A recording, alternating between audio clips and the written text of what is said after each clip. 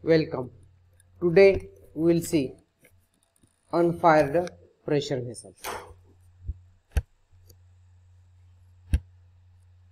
Unfired pressure vessels.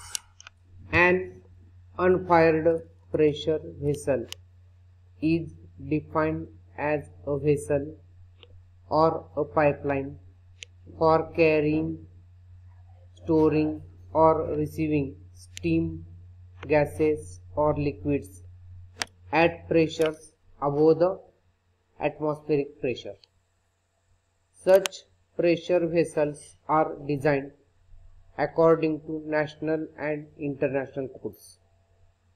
The Indian Standard Code for Pressure Vessels gives the design procedure for welded pressure vessels that are made of ferrous materials and subjected to internal pressure from 1 kgf per centimeter square to 200 kgf per centimeter square.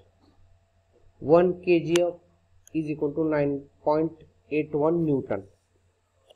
Small pressure vessels with diameters less than 150 mm or water containers with capacities of less than 500 liters do not come under the scope of this code. The code does not include steam boilers, nuclear pressure vessels or hot water storage tanks. Now the diagram shows different types of welded joints used in the pressure vessels.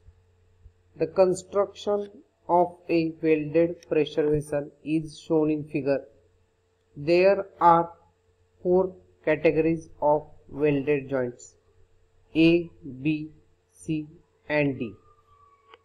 The term category defines only the location of welded joint in the vessel and never implies the type of welded joint. The welded joints included in 4 categories are as follows. Category A: longitudinal welded joints within the main shell, communicating chambers and nozzles. Circumferential joints connecting the end closure to the main shell. Any welded joint in spherical or formed head. Category B: circumferential welded joints in the main shell, communicating chambers or nozzles. Category C: welded joints connecting flanges and flat heads to the main shell. And last, that is category 4, category D: welded joints communicating chambers and nozzles to the main shell.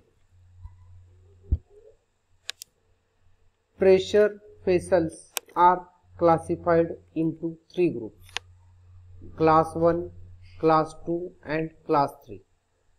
Class 1 pressure vessels are used to contain lethal and toxic substances.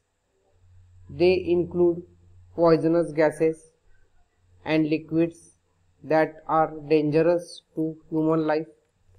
For example, hydrocyanic acid, carbonyl chloride or mustard gas. Liquefied petroleum gas is not classified as a lethal substance.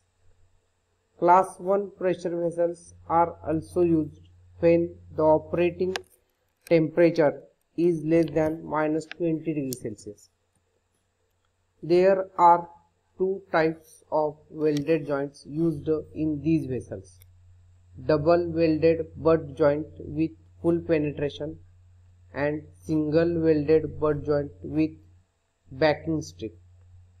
Welded joints of Class 1 pressure vessels are fully radiographed. Class 2 pressure vessels are those which do not come under Class 1 or Class 3 categories. The maximum thickness of the main shell in this case is limited to 38 mm.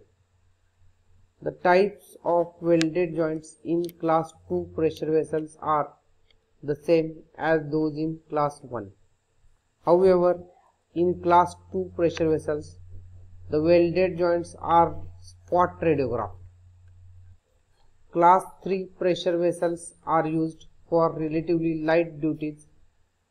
They are not recommended for service when the operating temperature is less than 0 degrees Celsius or more than 250 degrees Celsius. The maximum pressure is limited to 17.5 kgf per centimeter square. 1 kgf is equal to 9.81 Newton, while the maximum shell thickness is limited to 16 mm. They are usually made from carbon and low alloy steels. Welded joints in class 3 pressure vessels are not radiographed. There are three terms related to pressure, that is working pressure, design pressure and hydrostatic pressure. The maximum working pressure is that which is limited for the vessel in operation. It is the pressure required for the processes that are carried out inside the pressure vessel. The design pressure P is the pressure used in design calculations, in which for such quantities as the shell thickness and also in the design of other attachments like nozzles and openings.